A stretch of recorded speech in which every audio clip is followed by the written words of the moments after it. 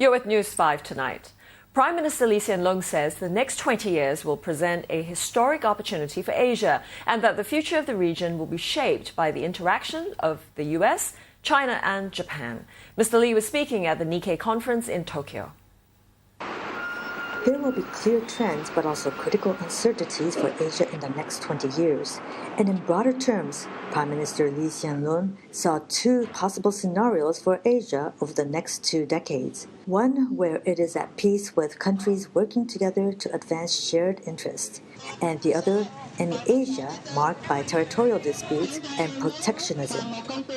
Speaking at the Nikkei Conference in Tokyo, Mr. Lee said that what would determine Asia's course will be the interactions of 3 key countries, the United States, China, and Japan.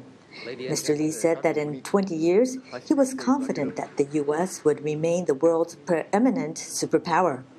Japan will still be one of the world's largest economies. But the biggest change for Asia in the next 20 years will be the growth of China's power and influence. And Mr. Lee painted the outlines of what would form the basis of his first scenario for Asia. The U.S. maintains its rebalance towards Asia through successive administrations. A more powerful China establishes itself as a status quo power, which adheres to international law and norms. It maintains constructive relations with other powers while giving smaller countries the space to thrive.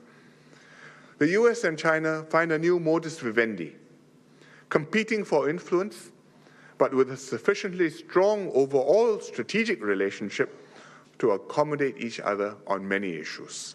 And under such a stable strategic environment, ASEAN will be able to continue with deeper integration and remain an effective platform for major powers to engage one another.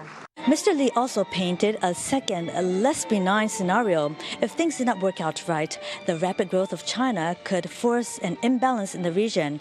There would also be territorial disputes and nationalist populism, and he cited the maritime disputes in the East and South China Seas, as well as the recent anti-China protests in Vietnam.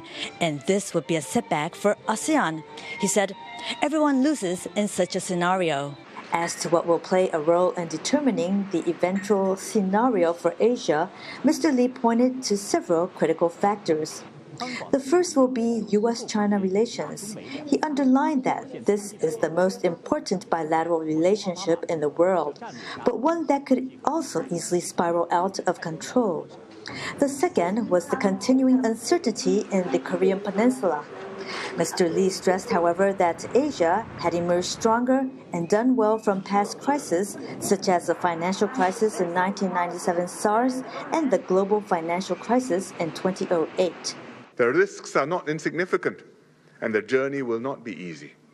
But on balance, I believe that we will achieve a large part of the good outcome and avoid most of the bad scenario. This is because I'm confident that the U.S. will not relinquish its decades-long position as an Asia-Pacific power.